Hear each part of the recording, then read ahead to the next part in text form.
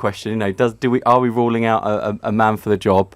There is a possible knight in shining armour in the form of Sir Keir Starmer, who's thinking about running, and I think he's a serious and credible candidate. I do think, however, if I'm honest, we have had, God knows how many leaders over the years, the 100 years since the Labour Party's founded.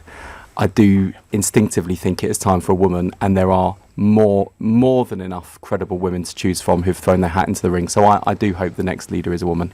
Is it also, I mean, obviously, look, Tony Benn used to say it's not about personalities, it's about policy. But it actually is when you're wanting to win an election. You've got to have somebody who can inspire people. And I would say for the next election, you can't have a business as usual politician. It's got to be someone maybe a little bit mavericky.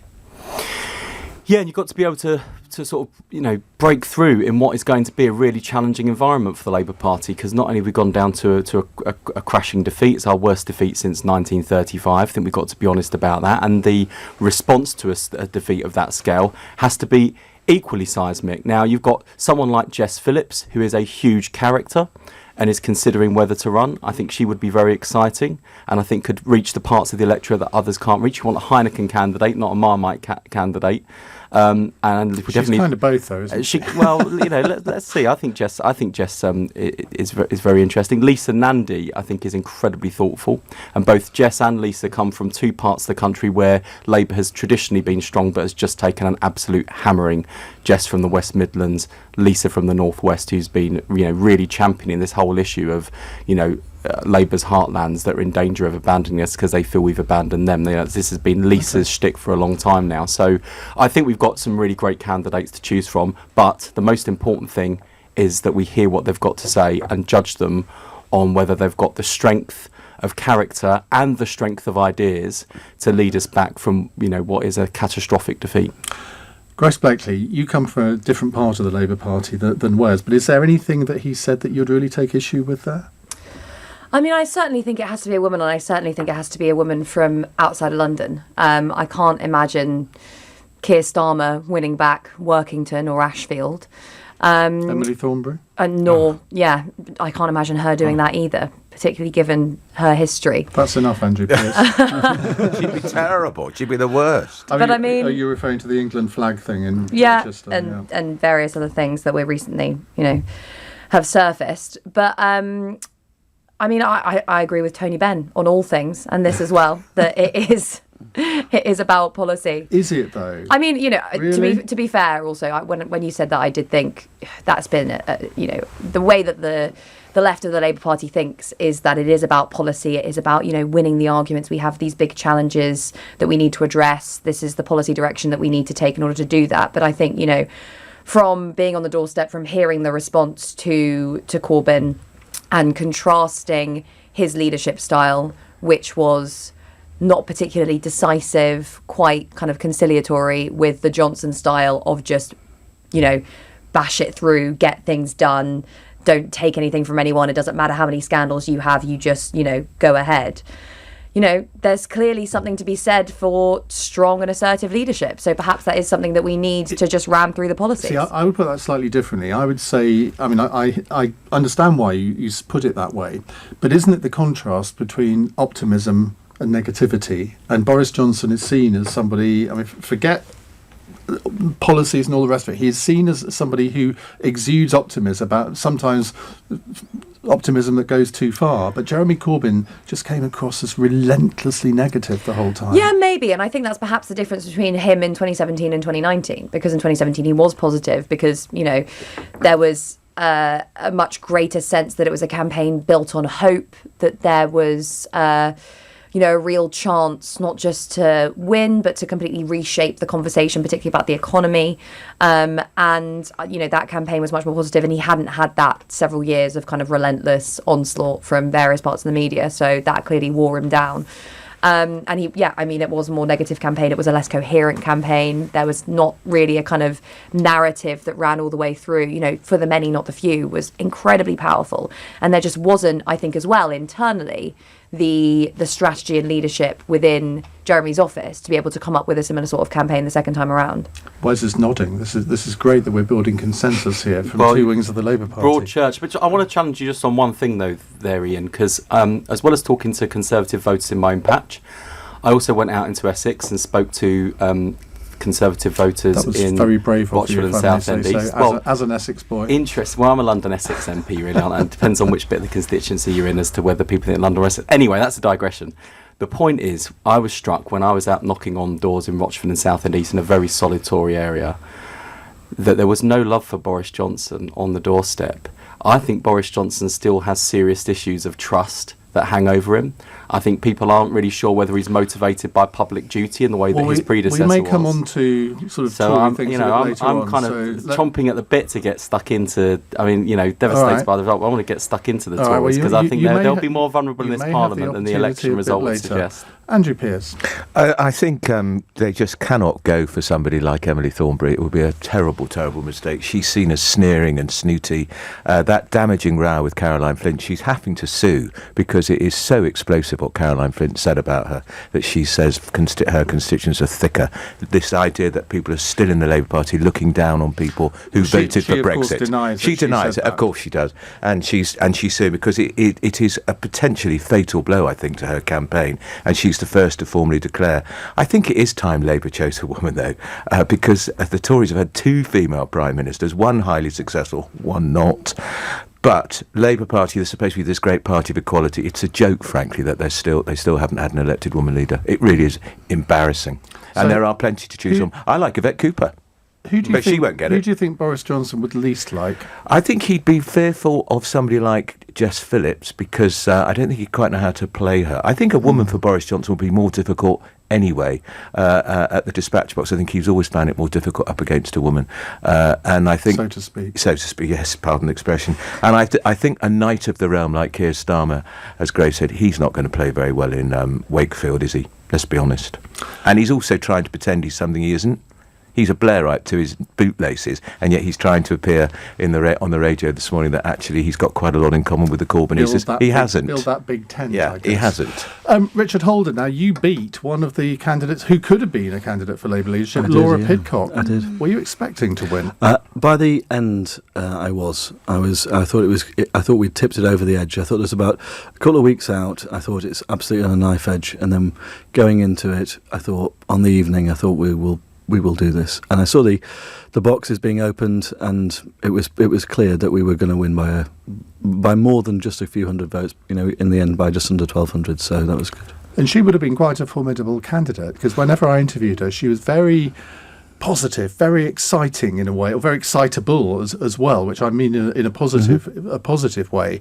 I mean, how did you run your campaign to beat her? Just literally boots on the ground every day, knocking on as many doors as possible. And then that's you were selected quite late on, weren't Selected 2 days before nominations closed. Very late on. Really late on. And I basically went up, moved in immediately into a little village called Walsingham and just hit the ground running from day one. Had a really tiny campaign team, really tiny association, and just slowly managed to build it up. Got a few friends came to visit and literally sort of staying in the spare room sort of thing, and them and just a few local people just coming out, and slowly as the campaign went along we got more and more until we had about 12 people going out regularly for us, and it was just very much on the ground grassroots campaign against her. I think she did face a challenge of running for the either leadership / deputy leadership of the Labour Party at the same time as she was running to be an MP in an area which did not like and does not like a far left approach which Jeremy Corbyn epitomised and which she wholeheartedly supported as a candidate. So you've been advising various Conservative cabinet ministers over the last few years, so you kind of know all the personalities involved in this leadership contest for the Labour Party. Who do you think that Boris Johnson would least like to oppose him? I think I don't want to comment on particularly on the internal workings of the Labour Party. I think that's up to them as to which direction they decide to choose. But all I would say is that you're going to have severe difficulty in winning back constituencies like mine if they choose another Corbynista leader. Anthony, who would you choose? Tracy Brabin. Oh, now that's a name that we haven't talked about. She's the current children's spokesman. Yes. I'm pretty sure that's right. Former actress in Coronation Street, quite well known. Very effective, actually, on the media as well, isn't she? Well, she hasn't indicated that she might stand, but you never know. You could be a stalking horse for Tracy. Is that what's going on? How much did she pay you? Right, let's move on and go to Anthony, thank you. Let's go to Phil in Farnham. Phil, what would you like to ask? Thank you, yeah. So 7 days ago precisely, we were all being told that Labour was ready to govern and, you're going to vote for us, aren't you guys, and etc. And now it's a complete about-face. And now we're being told that we're not really fit to govern at all. I mean, what credibility? I'm a natural Labour voter. What credibility does this party retain for somebody like me who would like to vote for you? But now you're saying we weren't fit to govern, but you were telling us you were. Astonishing. So what did you vote in the election then? I went and spoiled the paper because I couldn't vote for the people I wanted to. Okay, Grace. So what, the question being, was Labour fit to govern? I mean, I think if you look at the sheer level of detail in the manifesto, then it's quite clear that there was a whole bunch of policies that were ready to kind of be implemented as soon as Labour got into power. And, as much as it is impossible to say from the experience of opposition whether or not a group of people, how they'll fit into government, I think that the ambition in that manifesto would have been, it would have been good. It would have helped to deal with a lot of the problems that the country is facing. And the comparative thinness of the Tory manifesto is, I think, potentially going to create some problems for Johnson, especially if you look at the issues that the country will be facing over the next 5 years. We're going to have a recession, probably at some point within the next 3 years. That will be part of a coordinated global recession. The only real way to be able to deal with that is going to be some sort of stimulus program. If that doesn't come about, which I can't imagine it coming about from the kind of government that Johnson's going to run, it's going to be the constituencies in the Midlands and the North that, as he said, lent him their vote, that will be damaged the most as a result of that. How do you bring together the most regionally unequal country in Europe in the context of a recession, in the context of climate breakdown, in the context of a decade of wage stagnation, a decade of productivity stagnation, precarious employment, a whole host of very deep-seated issues, that's not even mentioning the state of our public services and the housing crisis. And the detail was in the Labour manifesto, and they'd spent a long time working out. The problem was that there was no coherent narrative. Brexit was an issue, and people didn't, believe in Jeremy Corbyn as a leader. Do you think in retrospect there was too much in that manifesto? I think there probably was, yeah. I think there probably was. I've heard all sorts of arguments as to why it was the case. Some people saying, if you don't have it in the manifesto, then the Lords will block it. And I was like, well, that's not going to happen. But they're not going to risk another 1908, are they? But I also think it was a function of the kind of movement that Jeremy Corbyn was behind, which was one based on a kind of coalition of different interest groups, all of whom were fighting very hard for particular policies, who ran the ground campaign, who were out, tens of thousands of people out on the doorstep, all because they were very excited, often excited about one particular thing. And everyone in that coalition had something. And, looking back on it in retrospect, that was clearly not the best way to write a manifesto. Do you stand by? A lot of people will have seen that clip of you, Andrew, and me on Good Morning Britain on Friday morning. A lot of people saw that. And you were absolutely adamant that Labour's policies were really popular. And Andrew and I were sort of thinking, really? Yeah, do you still believe that a week on, or have you reflected a bit? Well, no, it's from the statistics. 64% of people support rail nationalisation, 63% of people support a Green New Deal. I think it's also 63% support full decarbonisation by 2030. It is just over 60% and just over 50% of Labour and Conservative voters, respectively. Shouldn't they? Yeah, this is the thing. It's about leadership and it's about Brexit. Andrew Pearce. Well, look, I thought the rail nationalisation policy was probably very popular. They hardly talked about it. I couldn't understand it. I thought they talked about it all the time. There was a huge strike going on in commuter land in South West Trains. They didn't talk about it. It was a big issue. So that was maybe the reason, because there was a strike going on. Well, maybe, possibly, Ian, but also they weren't ready for government because Jeremy Corbyn patently wasn't up to the job of being Prime Minister, and that was the biggest test because, like it or not now, our general elections are increasingly presidential. Richard, in your constituency, they talked about Corbyn the whole time. Yes, whenever I went out of London, it was Corbyn was the big issue. My family from Swindon, working class part of Swindon. They were never going to vote Labour with Jeremy Corbyn in charge. That was the big problem for them. And it didn't really matter about the policies in the end. They just thought he wasn't up to it. And shame on the people in the Labour Party who kept him in that job. Because what was it Blair said today? They should be ashamed of that result. They should be. Why did the media get it so wrong? Because no one in the London media predicted a result of a Conservative majority of 80. Is it because journalists generally don't actually go out of London very much? I think there's a bit of that. And remember, years ago, we used to be out with the leaders all over the country, press conferences all over the country. We had press conferences every day. Hardly any of that this time. And the polls, of course, were all over the place again. But no, they weren't. They were absolutely consistent. At the end, the Evening Standard poll got it spot on. But the big MRP poll, they got, 66, then 28. And that's what I think it spooked a lot of journalists. Anyone who's left London, it was obvious that this was going to happen. I went to about 50 seats, most of them in the Midlands and the North East and the North West. And I knew this would happen. I didn't know quite the scale of it, but it was obvious 2 weeks before that this would happen. That's really interesting, because I felt that on that Friday morning, you were kind of almost in shock. I'd been awake for a very long time, Ian. Me too. And I was awake. I did the World at One after that, so I'd been awake for more than 24 hours. It wasn't that much of a shock. I mean, the scale of it definitely was, but no, I'd been saying to people for a long time, we need to get activists out of the cities and into the regions.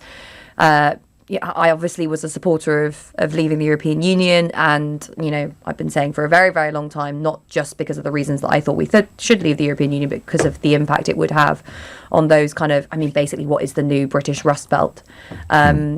The electoral impact that would have, and it became very obvious over the course of the campaign. I saw a slight issue with this idea that this is a Rust Belt. I mean, you go up to northwest Durham and you've got a higher employment rate now, or as high as a national average, and that wasn't the case in 2010. It's a Rust Belt in the sense that, what we call former mining communities, right, are now moving towards a model of precarious, low-paid employment where the employment numbers might be high, but ultimately you're on a 0 hours contract, you're not earning very much money, you don't know when your next shift is going to be. When I was in, I think it was Penistone and Stockbridge, someone was telling me about, it was a nurse, was telling me about how there was a warehousing facility, I can't remember for which company, and it was responsible for about 3 ambulance call-outs a week because of the level of just stress and exhaustion that the employees were being subjected to. That is basically, it's from mining towns to Amazon warehouse towns, and that is not the basis for a prosperous economy. It's not the basis for a stable society. And actually, I think a big part of the reason that these places voted against this redistributive agenda was that they cannot see where that wealth is coming from, because we are the most regionally unequal country in Europe. And when you're in London, it's easy to see. Are we really more regionally unequal than Italy? Yes. Yeah. We are. There's varying different ways of measuring it, but one of the most recent ones suggests that we are actually the most regionally unequal country of all OECD countries. That's all rich countries, bar Ireland and Slovakia. Richard, Labour were seen, a lot of the media built the Labour Party up as being a credible alternative government. If you looked at Twitter, I was convinced by the end of polling day that we were heading for a hung parliament because of what Twitter was saying. If you watched, that taught me a lesson. If you read Twitter, that's exactly the thing. You'd have thought I was going to lose by about 25,000, like the Conservative candidate did in my seat in 1997. But Twitter and Facebook are very different things. One of the strongest indicators I found was what's replaced, I think, a lot of the local newspaper coverage actually is little community Facebook groups, which can have several thousand followers. Certainly do in my constituency, and it's you go on there and you see what people are saying, and I thought that was a much better indicator of how people are actually feeling. And get out there on the doorsteps. I had James Cleverley up. We did we did a little walk around the town centre, had a chat to a few shopkeepers. It's quite clear that they, in a very traditional little Labour town, were very supportive of the Conservative Party, and went out to a council estate and in Crook, and it was astonishing, genuinely astonishing on the doorsteps, just people just coming over and flagging us down and wanting to speak to us. There was a real sea change, and it was a credibility gap. I think there's an enormous credibility gap between what Labour were trying to offer, but it just wasn't believed by local people. I don't really buy that Labour is a solution to this in any way, and neither did the local people. See, this all reminds me, and Andrew, you might agree with this, of 1983. When that was the first election I ever campaigned in, and I had responsibility for a couple of wards in Norwich with on council estates which had never ever voted Conservative in their histories. And it was exactly that. People would come out of the houses to what they wanted to talk to us, whereas 1992, 1997, that was a little bit different. Wes, what do you take from this conversation? Can you have a sense of optimism about the future? I'm always optimistic. Although I was born in 1983, and I just wanted to throw Thank you. Gone off you. Instantly crushed. Yeah, it's gone off him. I think I'm optimistic about three things. One, I actually He don't was an think election baby, you see. I don't think it's too complicated to understand what went wrong. I think we had, although individually popular policies, the manifesto wasn't greater than the sum of its parts, and people were asking, how are you going to pay for it? How's it much going to cost me? It lacked credibility, and we've got to get that right next time. The second thing is we got our worldview wrong, and people didn't trust Labour to be strong on their defence or security. And I'm afraid 100%. things like, associations with the IRA and Hamas really cut through. And the third thing, of course, why did they cut through this time and not last time? I think the and I'm sure there'll be lots of work done on this, but I think the ferocity of the digital attacks really cut through, and so people were taking from Facebook to conversations on the doorstep their concerns. Brexit was obviously a factor. I don't agree, by the way, that if Labour had taken a radically different position, that the overall result would have been different. I just think the electoral map might have looked different, and we would have lost other seats as a result of alienating other voters. I don't think whichever way we looked on Brexit, anything could have worked for us. The reason I'm optimistic is because, just like me, hundreds of thousands of Labour members have knocked on doors and heard the message, and I hope they'll be thinking really carefully about how we choose the right leader with the right programme to win the next election. And I'm optimistic as well, because as I alluded to, I don't think there's any great love for Boris Johnson out there in the country. He has got no excuses, nowhere to run now. Brexit is all down to Boris Johnson. He owns that agenda. He owns all of the promises from the campaign as well, and we'll be holding him to deliver those. And the final thing that Boris Johnson is remarkable for, most of his big pledges, police numbers, nurses, the announcement today on NHS student funding, the measure of the success of Boris Johnson's government is how far he can repair the damage that's been done by the past decade of Conservative government. And I genuinely don't think those problems that Grace described in constituencies like Richards and across our heartlands, I don't believe the Conservatives have the wisdom, the ideology, the policies to speak to the concerns of those parts of the country. So there's a golden opportunity there for Labour to work hard, hold the government to account and bring them back. But I think he's quite wrong. I think the entire basis of what he's saying is that the last 10 years just happened by a political choice, and that's not what the people in my constituency understand to be the case. They know that what happened was that this country was borrowing and from it spending a huge amount of cash. They know it was that the government was borrowing £1 in every 4 it spent. They knew in 2010 that the Labour Party had destroyed the economy, and this time they're trusting the Conservative Party. They've seen us in power for 9 years, for 5 years in coalition, but they trust us to deliver for them, and I think that's the important thing here. It's they do not trust the Labour Party to deliver for them at all. But do they trust Boris Johnson, Andrew Pearce? You followed Boris Johnson's career for many years. I have, and I think, I'm not sure I agree with you, Wes, because, of course he's a Marmite character.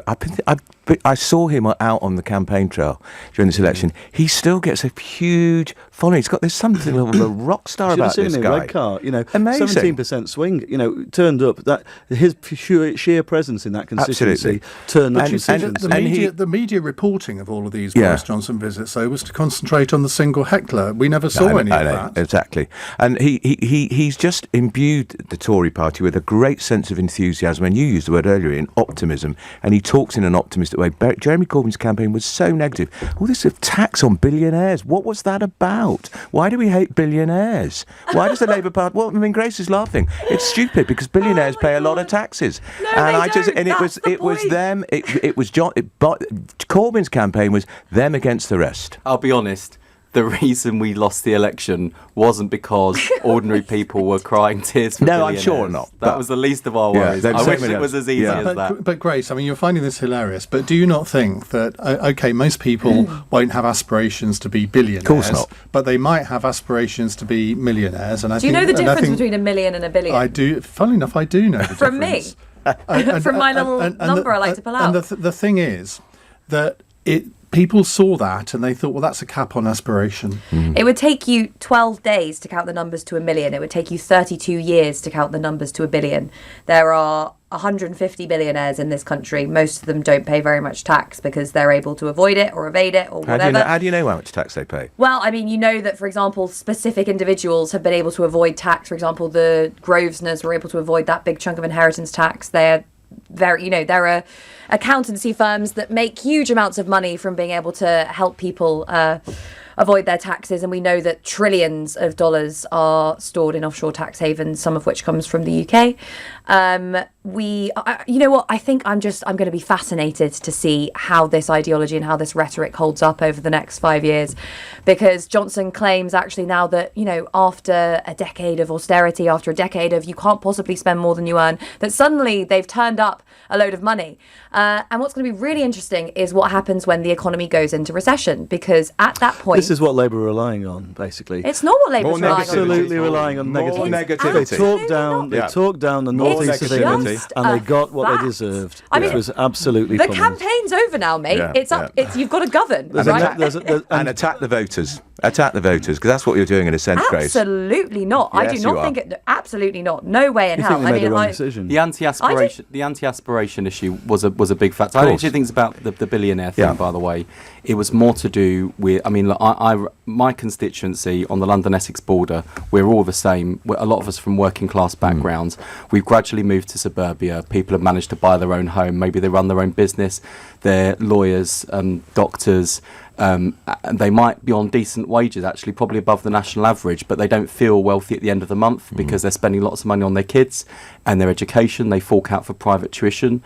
They're desperate to get their kids into grammar schools. They're desperate to get their kids into universities.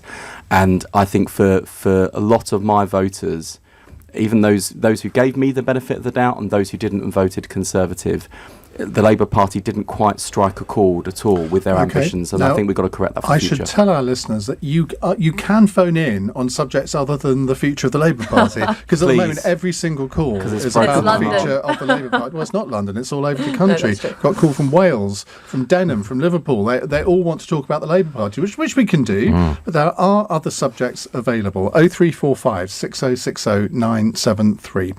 It's 8:32, time for the news headlines with Serena Farrow. US politicians are debating whether Donald Trump should go on trial over claims he's abused his power. It's expected they'll vote in favour of the president's impeachment. He's been accused of abusing his power to get information about a political rival, which he denies. A teenager who murdered a 14-year-old boy in a rival gang attack in East London has been jailed for at least 21 years. Jayden Moody was knocked off a moped and then stabbed 9 times in Leighton back in January. And one of the country's busiest railway stations is at a standstill after a signal failure. Trains in and out of London Victoria are facing delays and cancellations for the rest of the evening. LBC weather will turning milder tonight, but strong winds still around and heavy rain across many areas, especially in the south. A low of 3 degrees. LBC. Final call for passengers on flight BU 372 to Berlin. The average time between a final call and boarding is 4 minutes and 53 seconds. An unofficial fact officially brought to you by Betfair Casino. Because when there's a chance... Perfect. There's always a chance. Make the most of any chance with 30 free spins. Betfair Casino. Play today. Free spins apply to new Betfair Casino customers only. Available on selected games. T's and C's at betfair.com. 18+. BeGambleAware.org. Start saving on your energy bills with one of our carefully selected suppliers on Bounce's Auto Switch solution. For more information, text BOUNCE to 81156.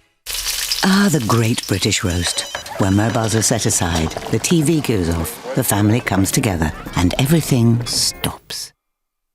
For the perfect roast, only Bisto Best Gravy will do. Made with real meat juices for that authentic, rich roasted flavour. Ah, Bisto. As a busy mum, you're juggling loads of things. And when your kids are ill, you just want to help them feel better. But remember, you don't always need antibiotics to help them get better. For things like sore throats, coughs and colds, you can get advice from your local pharmacy. They'll recommend medicines to help with symptoms or pain. And the best thing is, you don't need an appointment.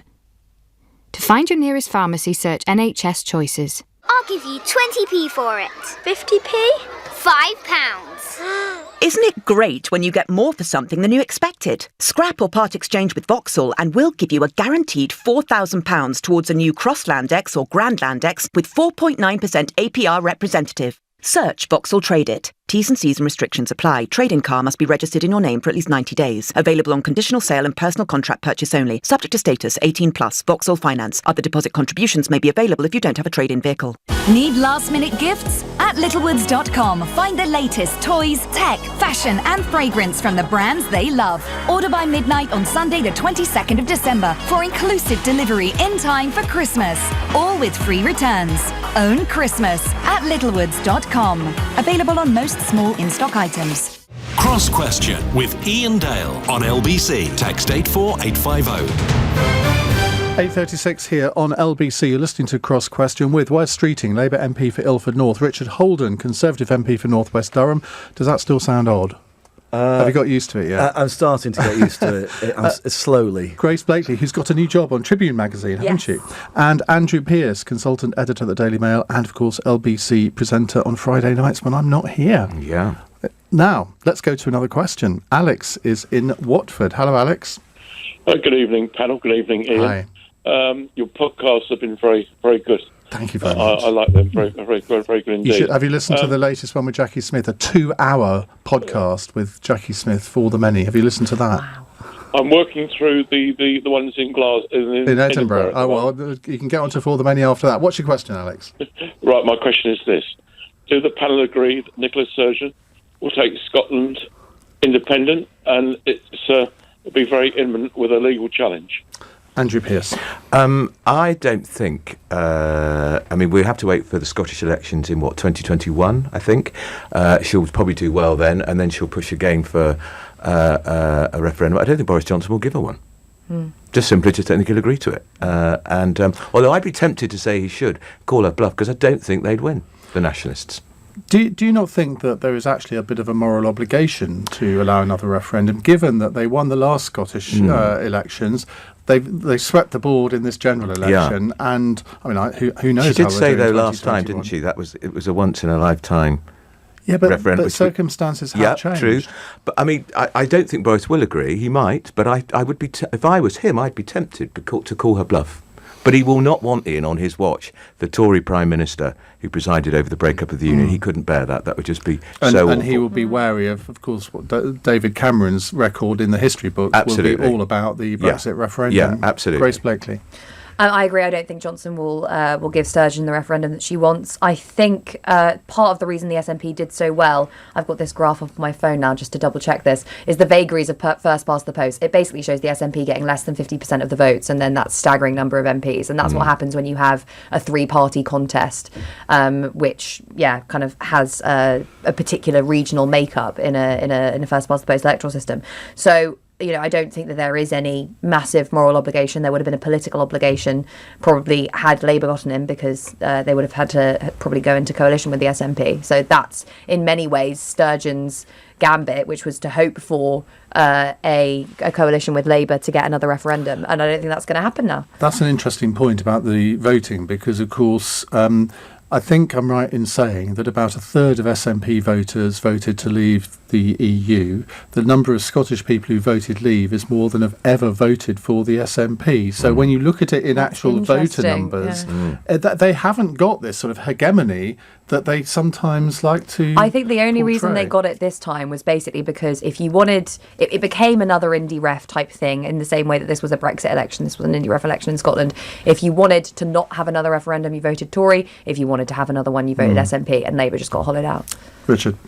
I don't think she'll get another referendum. I think the public voted, in the rest of the UK very strongly against the idea of having two more referendums. and I don't think it's something we want to put on the table at all. I think in Scotland, it wasn't a great night for the Conservatives. We did hold 6 seats, which is a lot more than the Labour Party managed with just 1. And I don't think any of our MPs at all, I've spoken to a few over the last few days, are clamouring for anything like that.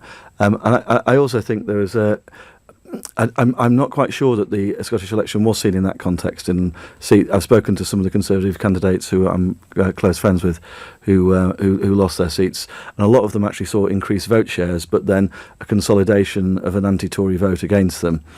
So I'm not quite sure I would see it in the same light as Gray sees the election. Wes?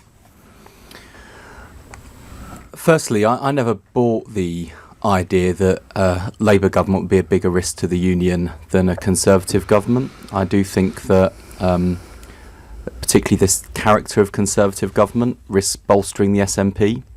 I think the Scottish Labour Party needs to do some soul searching in the way that the UK Labour Party is doing, because unless we present a more robust opposition both to the SNP in Scotland and to the Conservatives in Westminster, we're not going to win back the number of MSPs we win to be back in government in Scotland, which should be our ambition, but also the MPs we need to win to be back in Westminster. And I have to say, reflecting on the general election campaign, I thought it was a catastrophic error of judgment for the Labour leadership to allow the Scottish independence referendum question to become open rather than to shut it down immediately, making it clear that we are proudly a pro-unionist party, that we will stand up for the union. There are, people like Iain Murray, for example, Iain Murray, the only Labour MP again left in Scotland, is elected because Labour MPs turn out for, Labour voters turn out for Iain Murray.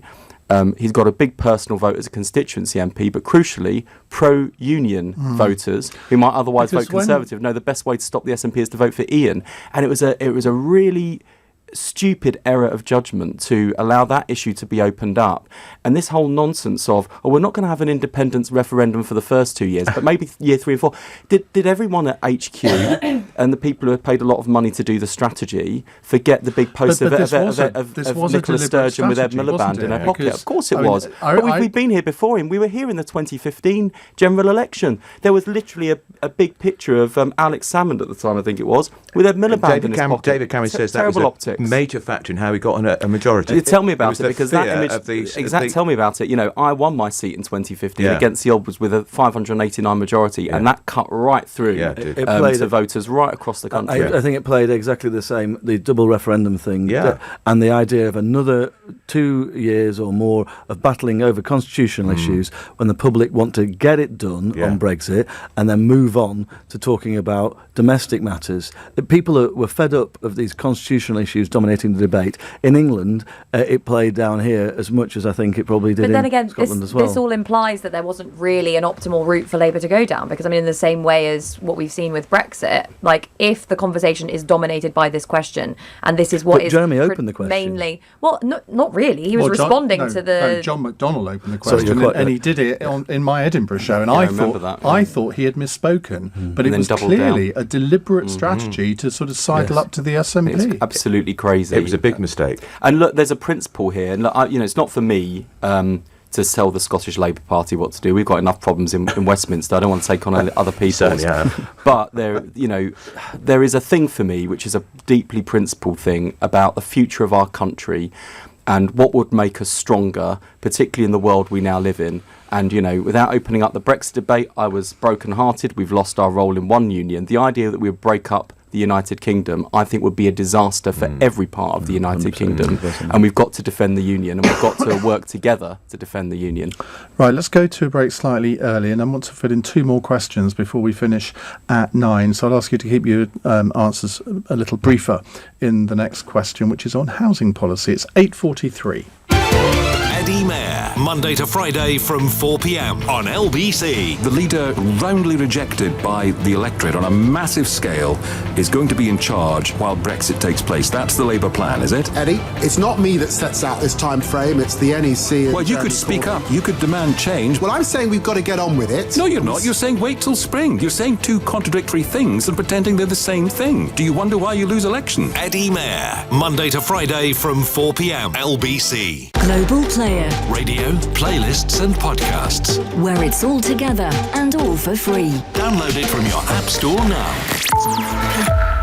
For the independent bookseller who found you that first edition. For the baker who brings the smell of freshly baked bread to your door. And for the barista who never needs to ask your name. We've all got a part to play. Every little tap keeps your high street alive. And helps your communities thrive. So if you love where you live, shop small. Shop small with American Express. And when you spend £10 or more, we'll credit you with £5 back. Search Shop Small. Offer available on selected cards. Enrolment required. Available in-store. Participating merchants only. Once per location up to £50. Marooned in deep space and no sign of help? Don't panic. And with the AA, the app lets you track the mechanic right to your side. I'm thinking of joining the AA. I don't think they accept cats as members. Who said anything about being a member? I want one of those shiny yellow jackets. Ow! There are lots of smart reasons to join the AA. You'll get unlimited call-outs, our tap and track app, and we'll get you going again in around 30 minutes of arrival. Switch to a different kind of breakdown service from just £6 a month. Visit theaa.com. New customers only. T's and C's apply. Fillet of fish from a dish. Share box and evening frocks. Big Mac down the cul-de-sac and even under a drying rack. Veggie deluxe and power cuts. Medium fries and rainy skies. Or maybe cheeseburgers in the bath. How daft. Wraps through cat flaps, nugs on rugs, or perhaps a McChicken sandwich to the river. Because now, we deliver. Download Uber Eats and enjoy McDonald's at home. At participating McDonald's, see mcdonalds.co.uk/McDelivery to see if there's one near you. Serving times and delivery fee apply. See Uber Eats app. People tell me I've got a baby face. My secret? Stay active. Do what you love. Personally, I love music and drinking tea. I do love my English tea. It kept me warm when I was sleeping rough. City Hall has doubled its outreach workers. You can help people like John too. Search StreetLink London to connect a rough sleeper to the Mayor's new rapid response team. Whatever the weather, homeless people deserve better. You're in leakage, you're in leak. Tenna Men. Pants and pads. Buy online or in shops. Tenna Men. Keep control. Leading Britain's conversation. Cross Question with Iain Dale. Tweet at LBC. 8:46, West Streeting, Andrew Pearce, Grace Blakeley, Richard Holden with me taking your calls. You can watch us on the LBC website. You know all the other places you can watch us, don't you? Neil is in Amersham. Hello, Neil. Hi, how you doing? All right, thank you. What would you like to ask? I just wanted to know your view on, do you think that new builds are saturating the market and making it very rocky for used houses?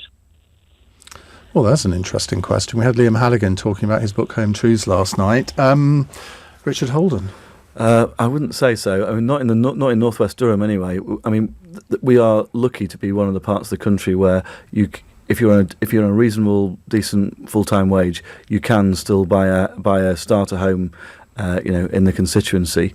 I'm not an expert on housing policy in other parts of the country, but it's not the issue on the doorstep where I am. Because, I mean, some people say we don't have a housing crisis, or if we do, it's only in certain parts of the country. And then others say, well, look, we need more new builds. But obviously where Neil lives, he thinks that the new builds are saturating the market to the detriment of others. Grace, you're the economist in the room. There is a problem with new builds in that you're actually paying a massive premium for new builds, particularly in and around London, and they're often very poor quality. But we aren't, in particular parts of the country, we aren't building enough housing to meet demand. Part of that has to do with the way in which the economy, and this is a big question of this election as well, the economy has become so polarised and, as I said, so regionally unequal, is that a huge amount of economic activity is concentrated in and around London, meaning that demand for housing in and around London is just tearing away from our capacity to be able to provide it. But the big problem when it comes to housing in this country is actually the issue is that housing has become a financial asset rather than a normal consumer good. And when housing is treated as a financial asset, then its price is no longer determined by just demand and supply. It's determined by the amount of returns that you think that investment is going to generate for you over the lifetime and the amount it costs you to borrow to buy it. So interest rates, because we have very low interest rates and because we've got a booming housing market in certain parts of the country, it's just sensible for a lot of people to just buy a house and treat it as an investment, especially when you can draw down your entire pension to do so. I regard my property as my pension. Yeah, that's what a lot of people, and this is part of the failure of the pension system. It's part of, our failure to provide adequate social housing. It's, a huge number of problems are interlinked here. It's not just a question of not building enough. Wes. I agree with all of Grace's analysis. Actually, I think I totally agree on quality. So think about because we don't have a housing market in the UK. We have a whole series of housing markets, and they operate differently in different parts of the UK. And in London, we have a big problem because that's where we do have, a real issue of supply and demand. And I would say no part of the London housing market is working particularly well for anyone unless you're already on it and doing really well out of it. The thing that breaks my heart more than anything else, beyond the sort of some of the practical issues Grace discussed, is about quality of housing and all the rest of it, particularly new builds, how environmentally friendly they are. The thing that really breaks my heart as someone who grew up on a council estate in the 1980s is that children growing up in the same circumstances today who live in my constituency aren't in a council house with security of tenure and affordable rents. They're in temporary bed and breakfast. They're being moved from pillar to post, often disrupting their schooling, their parents' jobs, their social network. One of the ways my mum was able to work as a single parent was the family network that existed. Whether it's my nan who lived in Wapping or my aunt who lived in Bow, that family network was absolutely crucial to making sure the whole family could function. He's auditioning for a part in EastEnders, isn't he? Yeah, but it's a serious point. One of the things that it's the most difficult conversations I've had, actually, I think, or among the most difficult conversations I've had as an MP in the last 5 years, is talking to children about why their living conditions are so unbelievably grim. And we shouldn't be having these conversations. And for things to have gotten worse during the course of my almost 37 years on Earth, this is not the way it's supposed to be. And I do think there are some of these deep injustices in the country that people can see. And for Labour not to be winning in this kind of context, when actually I think on housing, there were loads of policies I would have been proud to vote for when it comes to housing in the Labour manifesto. This is the price of our failure. I don't remember them talking about housing much in the election. It's what they talked about. There's a huge policy agenda. Exactly. And the policies and they're amazing, really. I would say in rural parts of my seat there is a demand for housing in some parts, particularly for family housing, but to be done in a way that's sensitive to the we've got that big area of outstanding natural beauty, and some of those local services, particularly smaller local schools. I'm just thinking of one tiny local school in Ruck up in my constituency, and they are desperate for some more young families in that place. And I think an element of sensitive development in some of areas of the constituency would really help. And Andrew Pearce, you grew up in a council estate in Swindon. Yeah.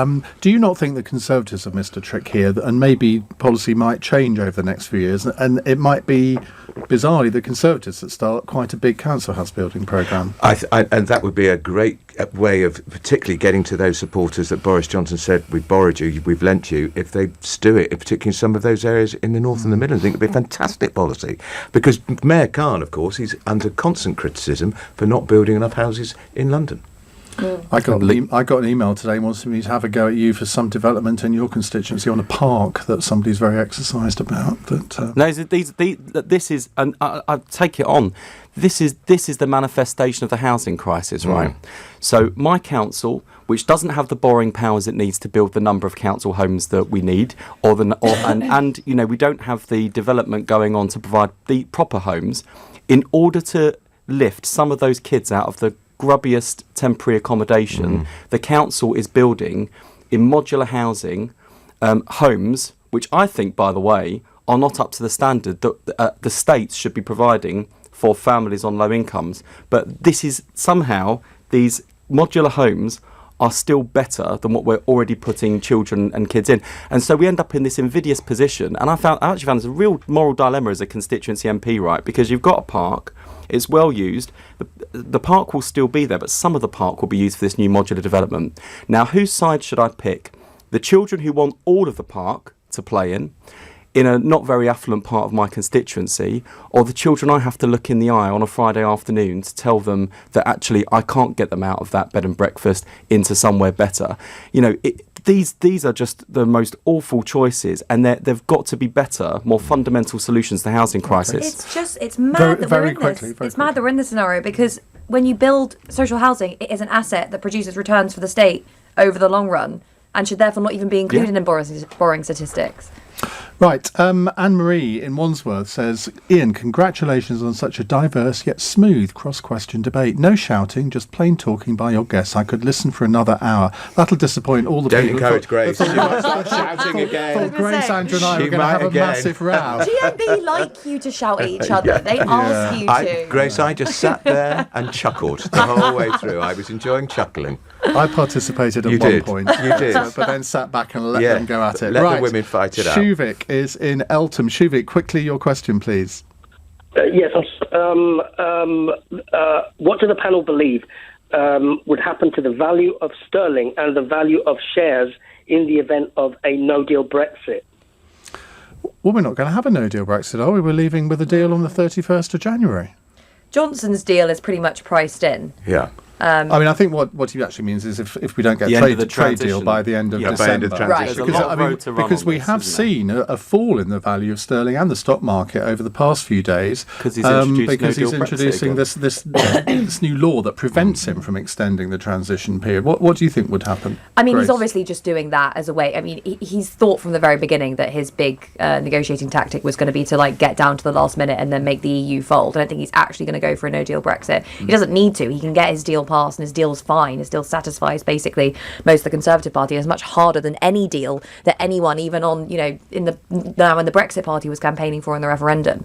In terms of what it will do to the economy, we've seen in the short term it really depends on how far ahead the markets are predicting. At the moment, I think basically Johnson's deal is priced into the value of the pound and also the value of most of our other assets and financial assets.